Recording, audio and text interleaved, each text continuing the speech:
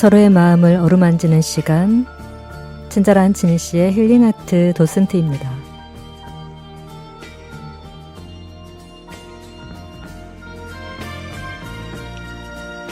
오늘은 대한민국의 새로운 대통령이 탄생된 그야말로 역사적인 하루의 다음 날인데요.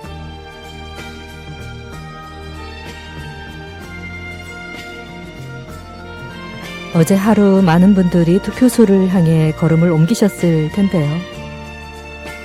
한 표 한 표에 담긴 시민의 뜻이 모여 오늘의 결과를 만들어냈습니다.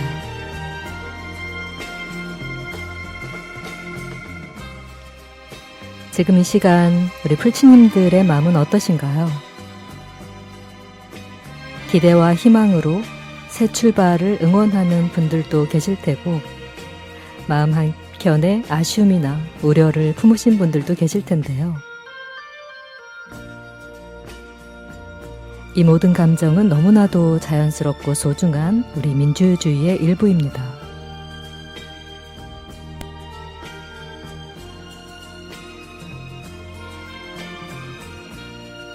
더 나은 대한민국을 바라는 마음만큼은 모두 하나일 테니까요.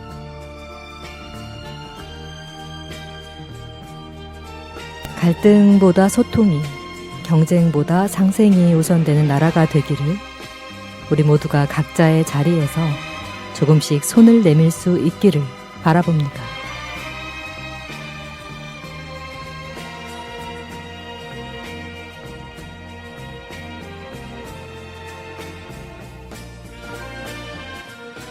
친절한 진희 씨의 힐링아트 도슨트가 이 복잡한 세상 속에서 잠시 숨을 고르고 마음을 정리할 수 있는 작은 쉼표가 되었으면 좋겠네요.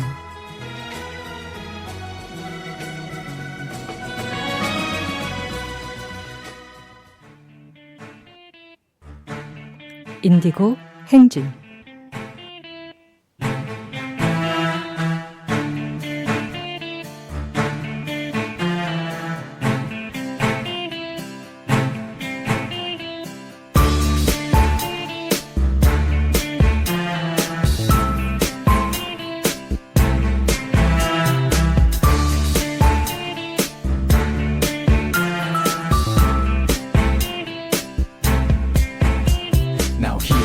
Just say my name.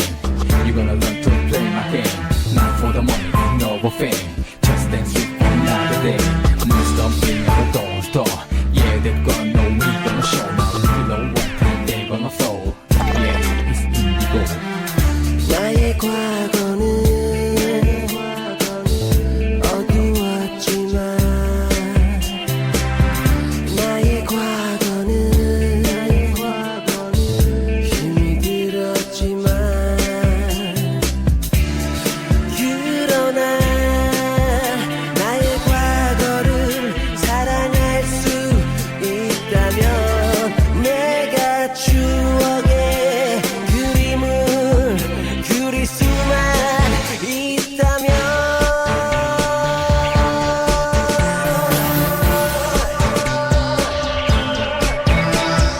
행진하는 거야.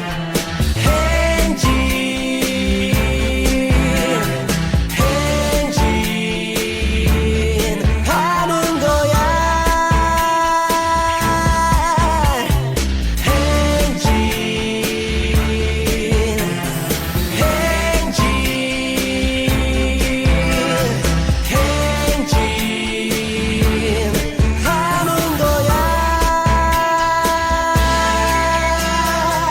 Yeah, indigo gymnastic.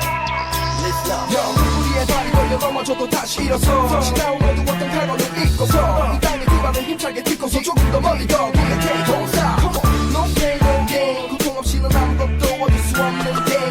두렵지 않아, what's my name? 북부 장군과 인디고의 행진, no doubt. 나의 미래는 항상 밝을 순 없겠지. 나의 미래는 때로는 힘이 들겠지. 그러나 비가 내리면 그 비를 맞으며 눈이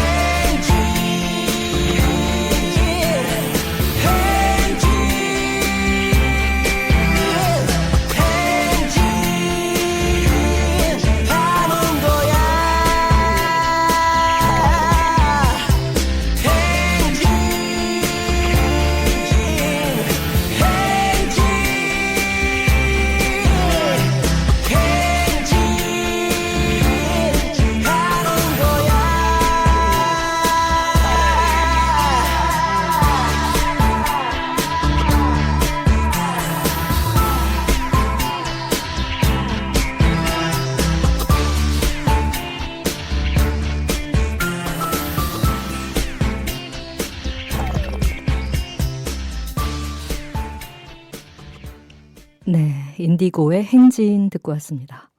안녕하세요, 풀치님들. 친절한 지니 씨의 힐링아트 도슨트, 네, DJ 정진입니다. 여러분,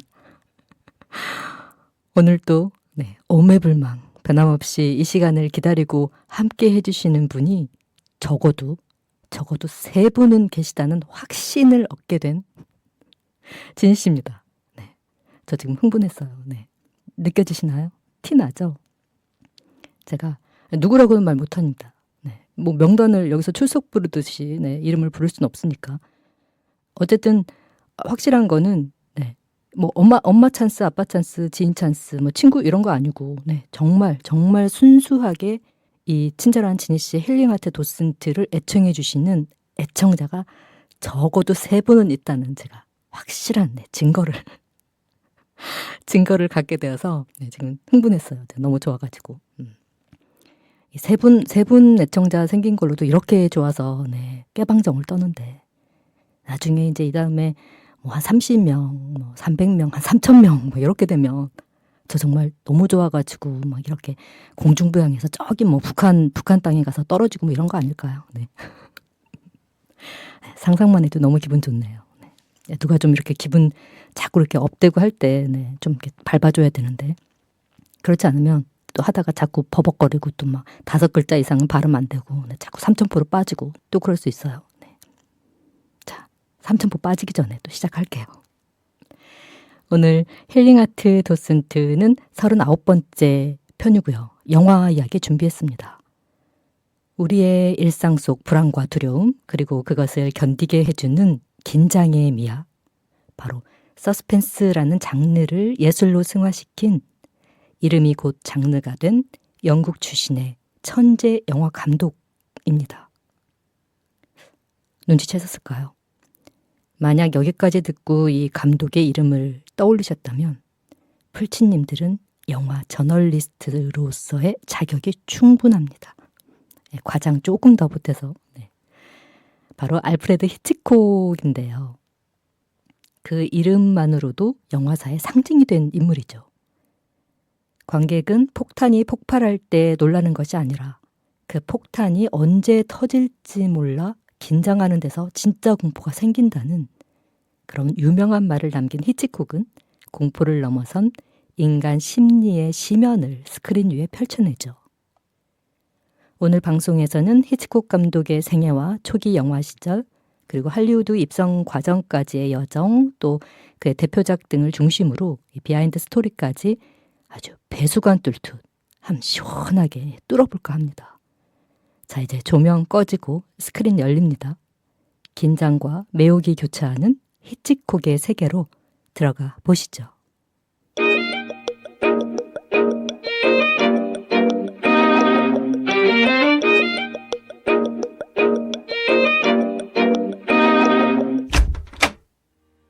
친절한 지니 씨의 힐링 아트 도슨트.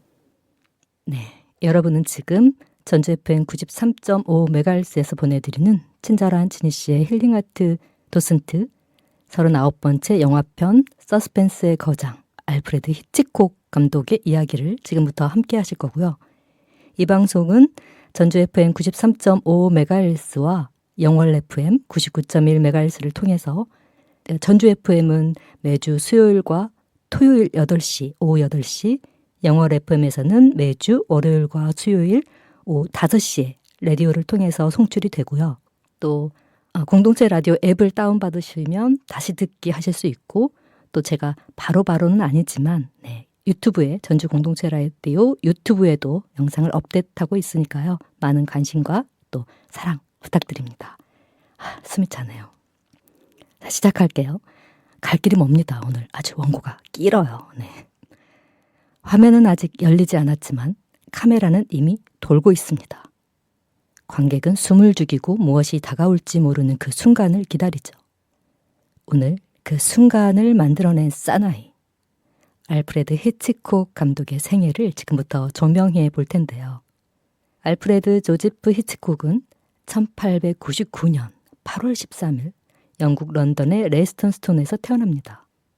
아버지는 식료품 가게를 운영하던 가톨릭 신자였고 어머니는 자녀에게 엄격한 훈육을 강조하는 전형적인 빅토리아식 가정의 주부였죠. 히치콕은 어릴 적부터 고독한 성격을 지녔고 말보다는 상상력에 몰입하는 아이였다고 해요. 말수도 적고 상당히 내성적인 아이였다고 하네요. 그가 5살 때 아버지가 경찰서에 데려가서 이 잘못한 사람은 감옥에 들어가야 한다면서 약 10분 정도 실제로 감옥에 갇혀있는 체험을 시킨 이 일화는 훗날 그의 작품에서 등장하는 죄의식과 감금에 대한 공포의 원형이 됩니다. 그의 영화 속 주인공들은 종종 무고한 피의자로 내몰리고 또 탈출할 길 없는 미로에 갇히곤 하는데요. 어쩌면 히치콕 자신의 감정을 너무도 잘 알고 있었던 건 아닐까 싶네요. 그 감정을 경험을 통해서 잘 알고 있었던 거죠. 그는 런던 대학교 골드스미스에서 공학과 야간 회계 또 미술을 회화를 공부를 했지만 관심은 영화와 광고에 온통 쏠려 있었다고 해요. 초기에는 페이머스 플레이어스 레스카라는 영화사에서 자막 디자이너로 경력을 시작을 했고 이후 점차 편집과 조감독을 거치면서 감독으로 데뷔할 기회를 얻죠. 그리고 1925년 히치콕은 첫 장편 연출작인 플레저 가든을 발표하는데요. 하지만 본격적인 주목을 받은 것은 1927년작 The Lodger, 발음 괜찮았나요? The Lodger, A Story of the London Fog라고 하는, 그러니까 런던을 공포에 몰아넣은 살인마인 잭 더 리퍼라는 인물을 모티브로 가져온 이 작품인데요. 이 작품에서 그는 처음으로 이 서스펜스라는 미학을 화면 위에 정착시킵니다. 실화를 바탕으로 한 거죠. 이 작품은 히치콕 자신의 첫 카메오 출연작이기도 한데요. 이 조용히 신문을 읽고 있는 군중 속의 사내가 바로 히치콕입니다. 관객은 눈치채지 못할 수도 있지만 그는 늘 자기 작품 안에 카메오로 등장을 해서 꼭 눈도장을 찍습니다.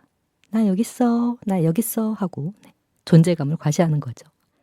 이후 블랙메일로 영국 최초의 유성 영화를 연출하면서 주목을 받았고 1930년대에는 39 Steps, The Lady Vanishes 등의 히트작을 발표합니다.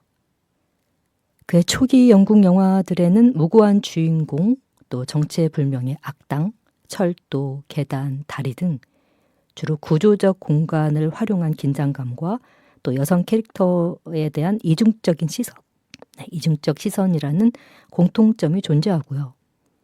1939년 세계 2차 대전이 발발하면서 히치콕은 미국으로 건너갑니다. 그리고 바로 다음 해 바람과 함께 사라지다의 제작자인 데이비드 오 셀즈닉과 손을 잡고 만든 레베카라는 영화가 탄생을 하는데 히치콕의 첫 미국 진출작이자 그에게 아카데미 작품상을 안겨준 작품이 되기도 하죠. 유럽의 안개자욱한 골목에서 할리우드의 스포트라이트로 이동한 알프레드 히치콕. 그의 영화 여정은 이제부터가 진짜 시작입니다. 음악 듣고 와서 이야기 이어갈게요. 마이클 잭슨, 스릴러, 아이유, 삐삐.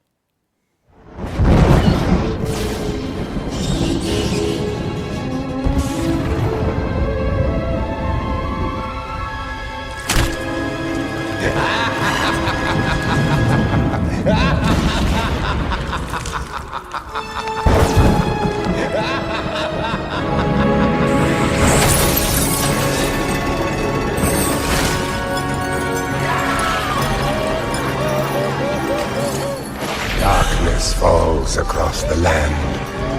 The midnight hour is close at hand.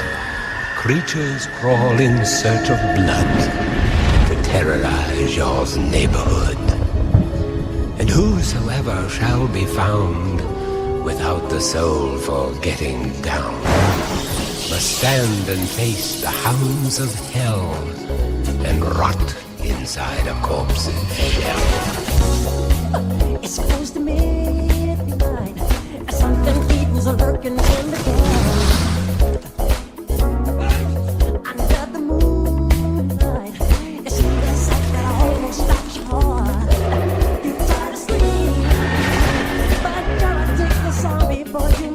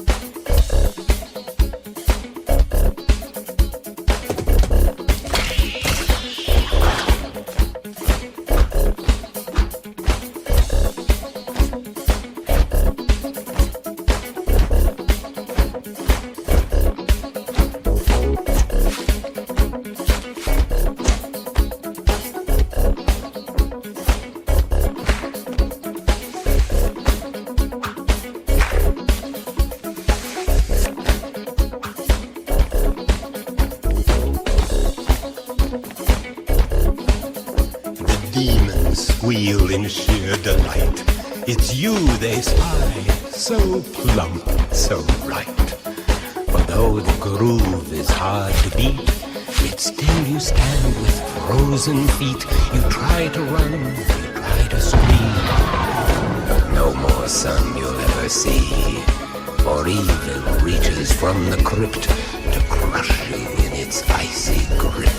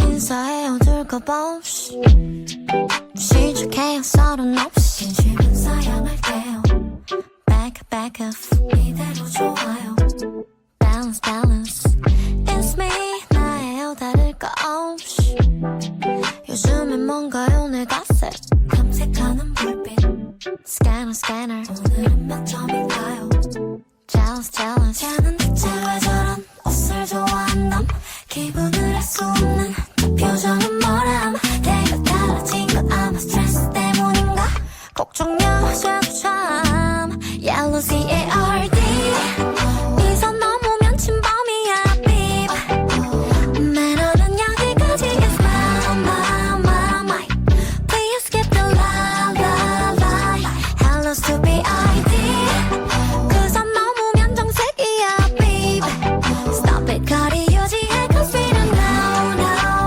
no Come on with an oh anything I don't care 당신의 비밀이 뭔지 저마다의 사정 역시 정중히 사양할게요 Not my business 이대로 좋아요 Talk less Still me 너의 연을 날 거 없이 I'm sure you're gonna say my gosh 바빠지는 눈빛 checking 매일 틀린 그림 찾기 hashtagging 꼿꼿하게 걷다가 삐끗 넘어질라 다들 수군대는 걸 자기는 하나 몰라 여기서 다리 반개를 어울린다나 문제야 자꾸 참 Yellow C-A-R-D 이 선 넘으면 침범이야 babe 매너는 여기까지 is my Please get the la Hello stupid ID 그 선 넘으면 정색이야 babe Stop it 거리 유지해 cause we don't no Come on with an oh anything 편하게 하지 마 거기 너말 알아들어 에이 아직 모를걸 내 말 틀려 또 나만 나빠 깜빡이 켜 교양이 없어 knock 또 상대 안 해 block 잘 모르겠으면 이제 좀 와워 babe repeat 참 쉽지 right Yellow C-A-R-D 이 선 넘으면 침범이야 babe 매너는 여기까지 is my Please get the la Hello stupid ID 그 선 넘으면 정색이야 babe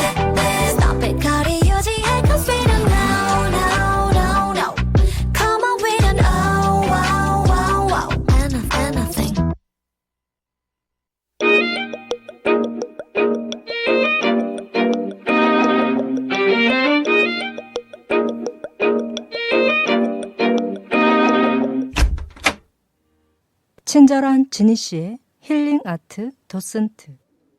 네, 여러분은 지금 전주 FM 93.5MHz 그리고 영월 FM 99.1MHz에서 보내드리는 친절한 지니 씨의 힐링 아트 도슨트와 함께하고 계십니다.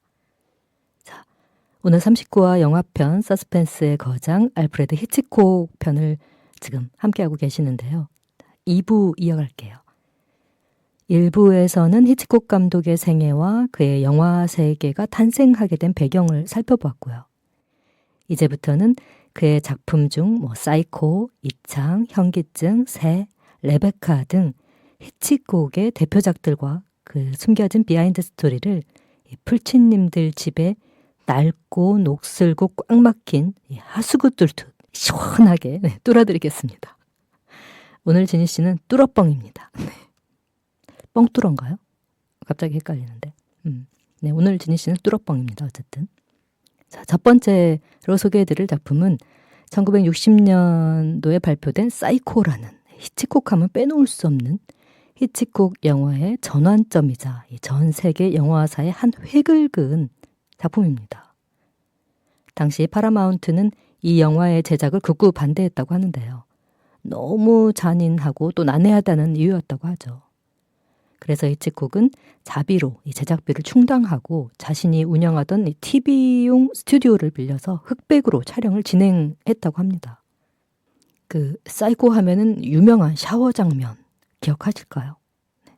이 영화를 모두 보지는 않았어도 굉장히 많은 다양한 그 루트로 재생산되고 또 패러디돼서 샤워 장면은 굉장히 유명한데 특히 이 자넨리가 욕실에서 공격당하는 그 장면은 총 45초밖에 안 되는 분량이지만 무려 70여 개의 쇼컷과 7일의 촬영이 이 장면에 소요가 됐다고 하네요.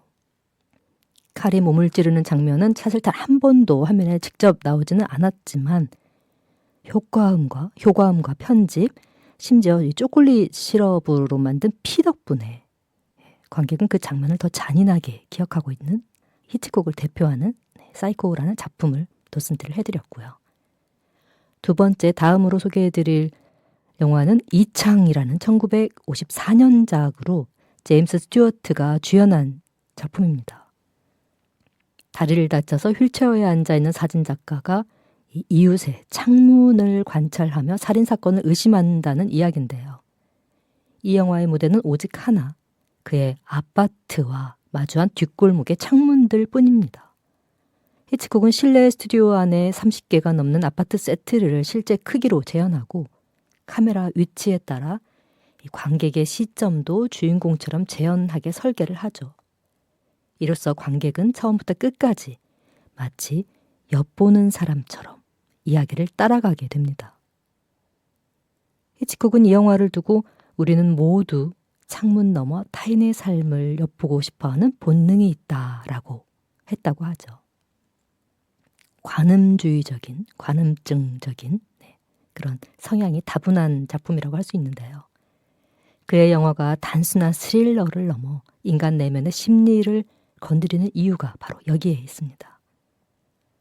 세 번째로 소개할 작품은 현기증이라는 작품입니다. 1958년작이고요. 이 현기증은 개봉 당시에는 큰 성공을 거두지 못했지만 2012년에 영국 영화협회가 선정한 역사상 최고의 영화 1위에 오르며 재평가된 작품이죠. 주인공은 고소공포증을 앓고 있는 전직 경찰이고요. 의뢰받은 여인을 따라다니던 그는 결국 그녀의 죽음과 그 후에 벌어지는 놀라운 반전을 마주하게 되는데요. 히치콕은 이 작품에서 그 돌리줌이라는 촬영 기법을 처음으로 도입합니다. 카메라는 앞으로 당기면서 동시에 이 줌아웃을 하는 기법인데 이로써 현기증 나는 듯한 왜곡된 공간감을 만들어내는 것인데 관객은 주인공이 느끼는 공포를 마치 내가 느끼는 것처럼 간접 체감하게 되는 그런 느낌이랄까요. 생각만 해도 현기증 나네요. 네. 다음 소개해드릴 작품은 새라는 The Birds, 새라는 1963년작이고요. 새는 대사보다는 이미지와 사운드로 불안을 표현한 실험적인 작품입니다. 실제 사건을 모티브로 한 이 영화는 원인 불명의 이유로 이 새들이 사람들을 공격하는 기이한 현상을 다루고 있는데요. 히치콕은 이 영화에서 음악을 전혀 사용하지 않고 대신 전자음과 효과음만으로 긴장감을 극대화시킵니다. 사실 이게 더 공포스럽죠. 네.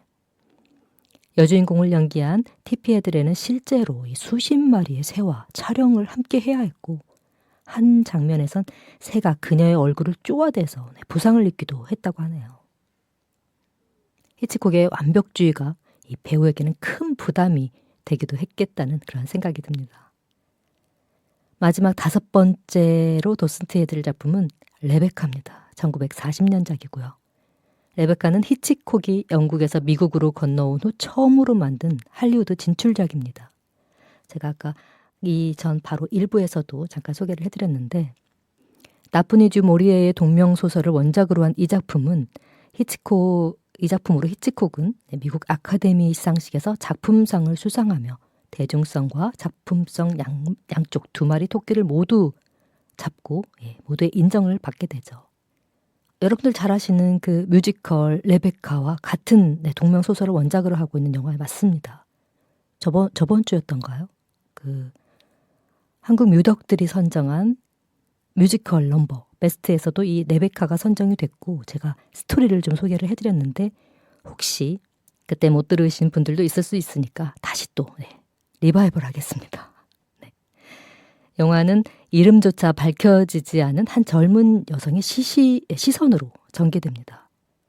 저는 뮤지컬을 먼저 관람하고 이 영화를 봐서 이 노래가 없으면 영화가 허전하지 않을까라는 그런 걱정을 했는데 영화는 또 고전 저택 스릴러의 그 묘미를 제대로 또 맛을 내더라고요. 네, 역시 히치콕입니다. 모나코의 몬테카를로에서 주인공 나와 이 막심 드 윈터가 만나 사랑에 빠져 결혼합니다. 상류층 사람인 막심을 따라 영국 맨덜리의 저택의 한 안주인이 된 이 평범한 신분의 나는 지방 곳곳에 남아있는 막심의 죽은 전처 이 레베카의 흔적에 스트레스를 받죠. 레베카와 함께 저택에 들어온 집사 이 댄버스 부인은 맨덜리의 안주인은 레베카라 생각을 하면서 서늘한 분위기를 풍기며 나를 고통스럽게 합니다. 이 영화도 보고 저는 영화도 보고 뮤지컬도 봤는데 정말 이 나라는 그 여주인공이 정말 불쌍합니다. 애처로워요. 너무 당해서. 댄버스 부인의 존재감은 그녀가 등장하는 모든 씬에서 두드러진대요. 무표정만으로도 사람을 주눅들게 만들며 발소리도 없이 깜짝 등장하는 이 댄버스 부인. 네.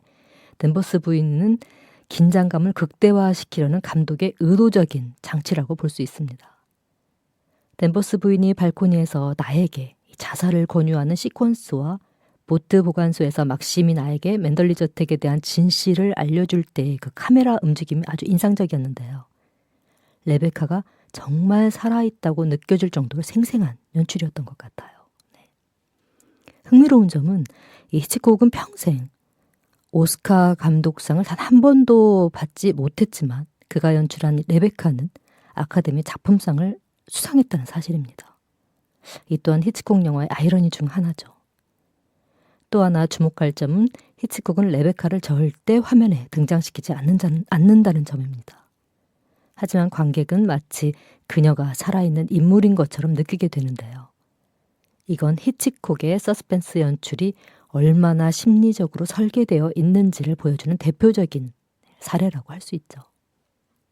또한 제작자인 데이비드 셀즈닉과 그 히치콕 사이의 예술적 충돌 또한 유명한 비하인드로 전해지는데요. 히치콕은 영국식 그 미니멀리즘을 지향한 반면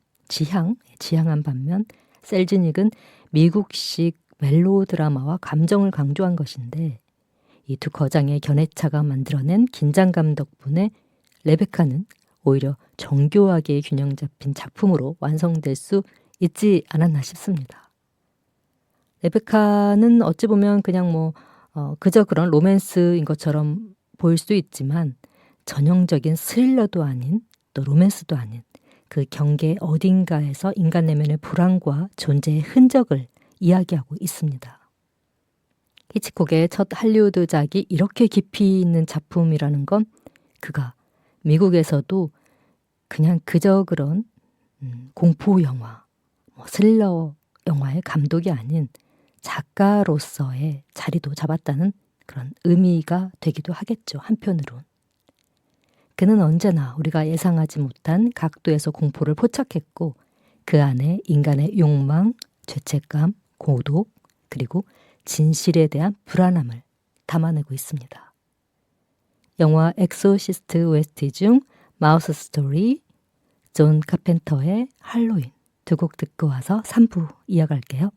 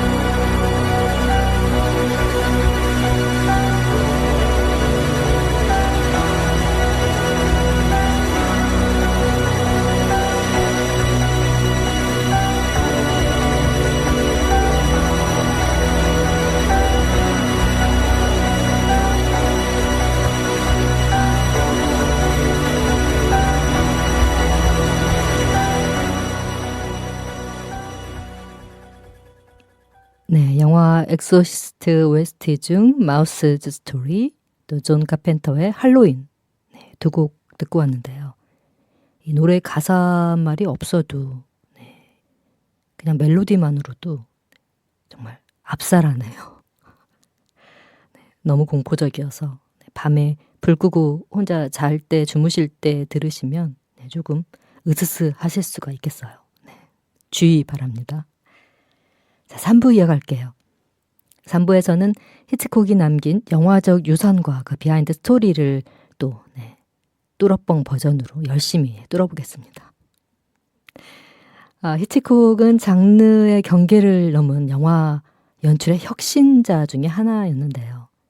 히치콕이 쓴 여러 편집과 그 촬영 기법은 당대에는 비교할 데 없이 독특하고 새로웠으며 히치콕 이후엔 액션 영화고 뭐 공포 영화고 일반 드라마고 뭐고 가릴 것 없이 아주 수많은 작품에서 재생산되면서 잘 쓰이고 있죠. 이를 우리는 히치코키언이라고 부릅니다. 영화 현기증에서 쓰인 이른바 그 현기증 기법, 아까 제가 잠깐 소개를 해드렸던 그 현기증 기법은 카메라를 뒤로 빼면서 렌즈를 줌하면 발생하는 영상 효과로 화면 가장자리는 그대로인데 화면 중앙은 멀어져 보이고 또 반대로 트랙인 줌아웃을 하면 화면 중앙이 가까워 보이는 촬영 기법인데요. 이해가 가실까요? 네. 영화를 보시면 확실합니다. 네. 이 기법은 영화 조스, 또 폴터가이스트, 이벤트 호라이즌, 반지의 제왕, 반지원정대, 라이프 오브 파이, 또 어떤 영화가 있죠? 공작, 가디언스 오브 갤럭시, 또 한국 영화 헤어질 결심 등에서 이런 그 촬영 기법이 보이는데 이 외에도 후대 많은 영화에서 인물의 심리를 표현하거나 인물의 심리를 강조할 때 주로 많이 쓰이고 있고요. 1950년대 영화의 그 혁신성이 21세기인 현재에도 유효하다는 그 지점이 정말 대단하고 놀랍게 느껴집니다. 또한 현기증에서 쓰인 그 카메라가 360도 회전하는 기법 있죠. 그러니까 예전에 그 혹시 질투라는 우리 드라마 기억하시나요? 그 한국 트렌디 드라마의 시초라고 할 수 있는 그 최수종 씨와 최진실 씨 두 분이 주연했던 트렌디 드라마인데 저 예전에 정말 재밌게 봤어요, 이 드라마. 네. 옛날 사람. 그 드라마 마지막 회 장면을 보면 그 왜 최수종 씨하고 최진실 씨하고 둘이 포옹하면서 처음에 카메라 앵글이 이 두 사람을 잡고 빙글빙글 돌다가 점점점 이게 확대되면서 그 카메라 앵글 안에 스텝이고 감독이고 전부 다 이렇게 들어오잖아요. 이렇게 빙글빙글 돌면서.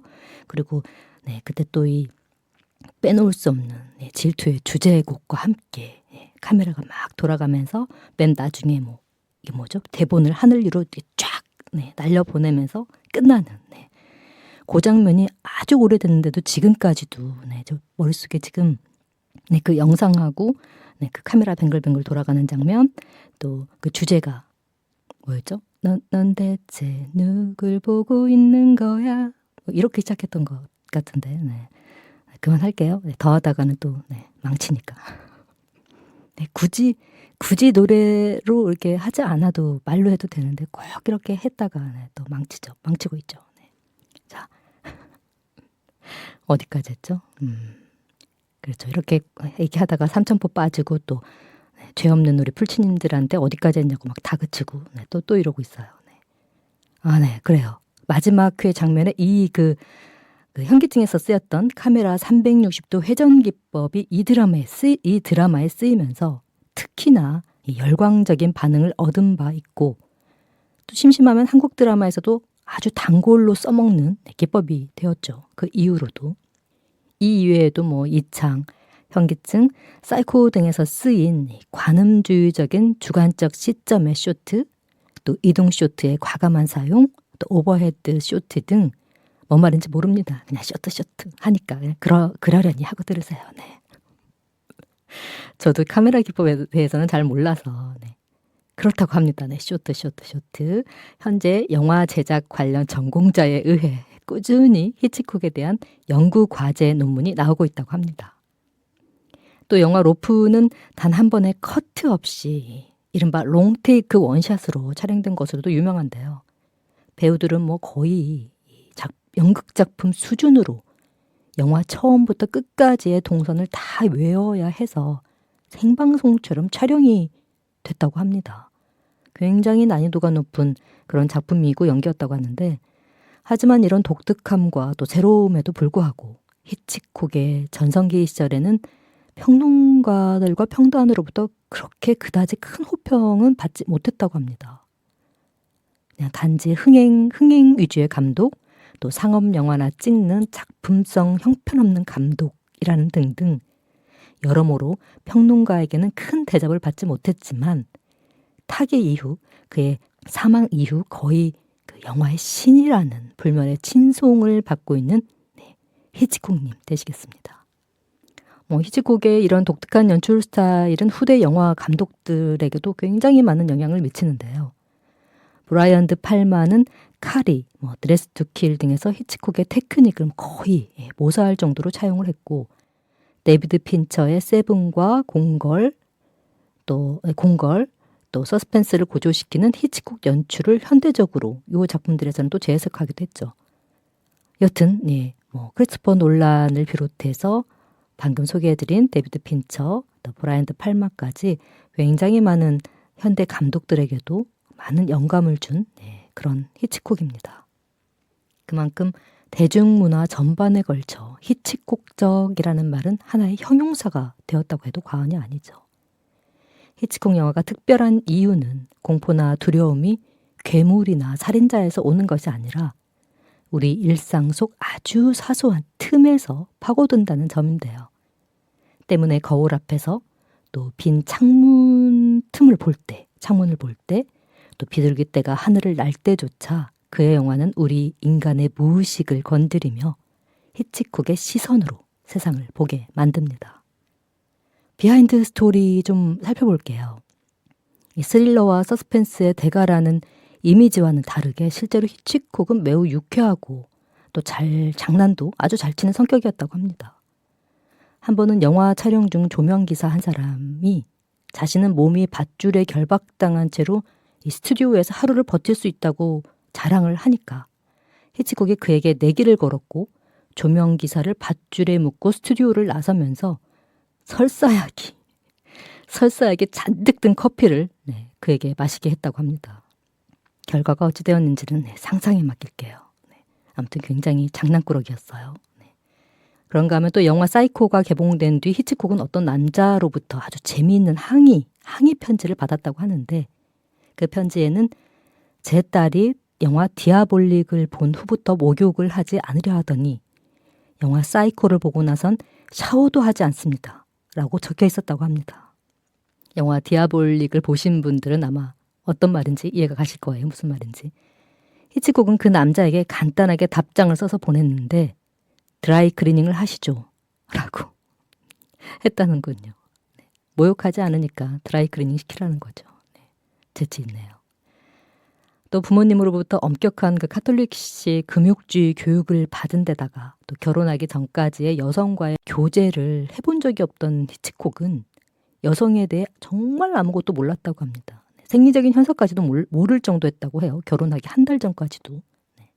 그래서 실제로 이 스릴러적 연출에 있어서는 가히 신급인 히치콕이지만 그의 영화 속에서 적잖게 등장하는 이 남녀 주인공의 로맨스 부분에서는 당시 사람들이 보기에도 정말 어색하기 짝이 없는 개연성 제로인 경우가 많았다고 하는데, 가령 썸도 제대로 탄 적 없는 상황에서 뜬금없는 시점에 사랑 고백을 한다던가, 그런데 또 바로 또 상대방이 이걸 또 낼름 또 받아준다던가 하는 식의 전혀 개연성 없는, 그래서인지 이 묘한 게이적 코드를 읽는 평론가들도 있었다고 합니다. 의심받은 거죠. 또 사실 히치콕 작품의 그 플롯에는 구멍이 정말 자주 나오는 편인데 이에 대해 히치콕 본인은 크게 신경 쓰지 않았다고 합니다. 그와 작업했던 극작가 리처드 말리봄의 회상에 따르면 영화의 한 부분이 비논리적이지 않냐며 말리봄이 묻자 히치콕은 난 논리엔 관심 없다. 내가 관심 있는 것은 온리 효과다 라고 답했다고 하죠. 그리고 뒤에 관객들이 논리에 대해 생각할 때는 영화를 보고 집에 갈 때이고 그때면 이미 티켓 값은 다 낸 후다 라는 말을 덧붙였다고 합니다. 정말 현실적이네요. 비슷한 예로 영화 현기증 촬영 시에 그 킴노박은 히치콕에게 시나리오상의 허점에 대해 이제 이렇게 물어보고 제안을 했는데 히치콕은 너무 신경 쓰지 말자. 이건 그저 영화일 뿐이니까 라고 얼렁뚱땅 또 넘어갔다고 합니다. 뭐죠? 이 쿨한 찝찝함은 네, 뭐 그냥 놀리고 개연성 있고 뭐고 이딴 거 다 필요 없고 내 카메라 돌아가는 거 보고 네 눈도 함 돌아가 보고 일단 보고 덜덜 떨어봐. 뭐 이거네요. 그쵸? 네. 아니 근데 이렇게 끝내면 안 돼요. 네, 이렇게 끝내면 이야기가 이상 산으로 가잖아요. 오늘 서스펜스의 거장으로 제 1시간 동안 지금 이렇게 열심히 뚫어뻥으로 뚫듯이 배수관 뚫듯이 이렇게 뚫고 있는데 그냥 이렇게 뭐 돈만 알고 뭐 흥행에만 눈이 먼 이런 작품성에는 관심 없는 감독으로 이렇게 맺으면 이거 안 됩니다. 안 되고 그렇진 않겠죠. 이 정도로 위트가 있고 재미가 있고 좀 장난꾸러기 같은 청개구리 같은 약간 괴짜? 괴짜 느낌이 드는 히치콕이지만 이런 히치콕을 왜 사람들이 반세기가 지난 지금까지도 열광하고 그를 신적인 존재로 추앙하겠습니까? 단순히 그가 뭐 혁신적인 촬영 기법을 도입한 감독이라서만 그러지는 않을 거란 말이죠. 어쨌든 결론은 이렇게 아름답게 마무리합니다. 아름답게 마무리해야 됩니다. 자, 1980년 4월 29일 히치콕은 세상을 떠났습니다. 그가 떠난 지 반세기가 지났지만 그의 카메라는 여전히 돌아가고 있습니다. 우리는 영화를 통해 안전한 공포를 경험하고 그런 감정은 때론 일상의 균열을 마주할 수 있는 용기를 주죠. 히치콕의 작품은 오늘날에도 여전히 우리를 도전하게 하는데요. 그의 시선 속에 담긴 공포의 미학, 그리고 카메라가 말할 수 있는 감정의 언어를 느낄 수 있는 시간이었길 진심으로 바라고요. 낯선 창밖을 바라볼 때, 어느 순간 샤워기 아래 있을 때, 그리고 익숙한 공간에서 갑작스런 정적을 느낄 때 그의 시선은 스크린 어딘가에서의 관객을 바라보며 말합니다. 나는 당신을 두렵게 만들지 않아요. 당신 안의 두려움을 비춰줄 뿐이랍니다. 라고요. 레이디 가가 포커페이스.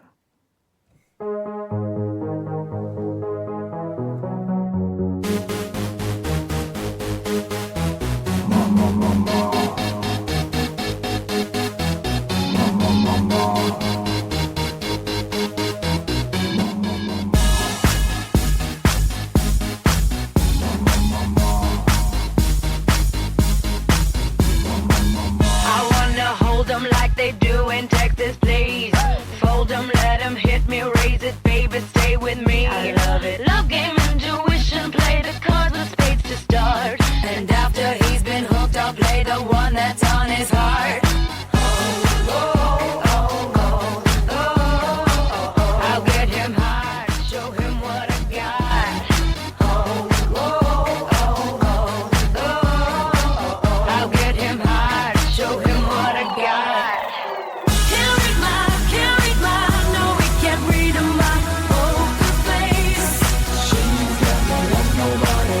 Can't read my, no, we can't read my poker face. She's got me like nobody. Poker face, poker face. Poker face, poker face. I wanna roll with him, a hot pair we will be. A little gambling is fun when you're with me. Russian roulette is not the same without a gun. And baby, when it's love, if it's not rough, it isn't fun. I'll get him high, show him what I got.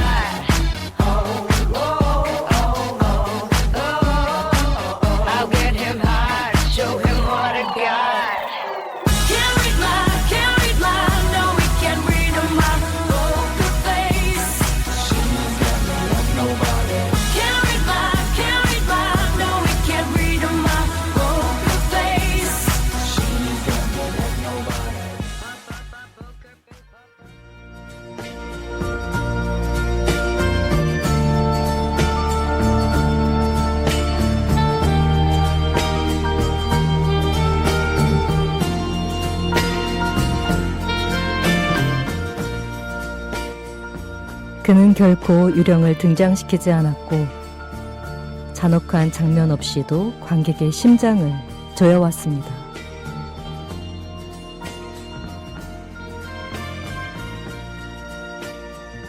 히치콕은 말합니다.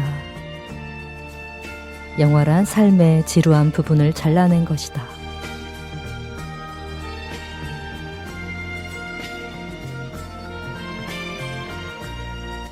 그가 만든 영화는 놀라움을 주는 트릭이 아니라 우리가 일상 속에서 느끼는 불안과 통제불능의 감정을 정교하게 재현한 심리적 예술이었습니다.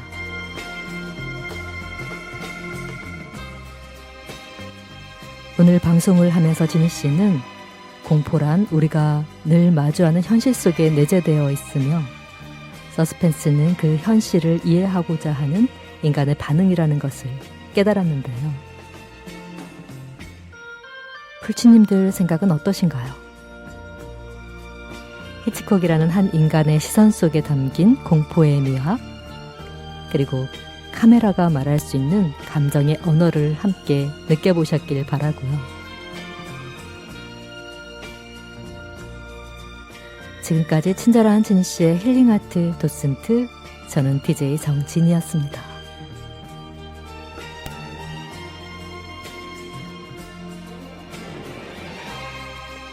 다음 시간에 진씨는 더 유익하고 재미있는 예술 이야기로 먼저 와서 기다릴게요. 감사합니다. 덕분입니다.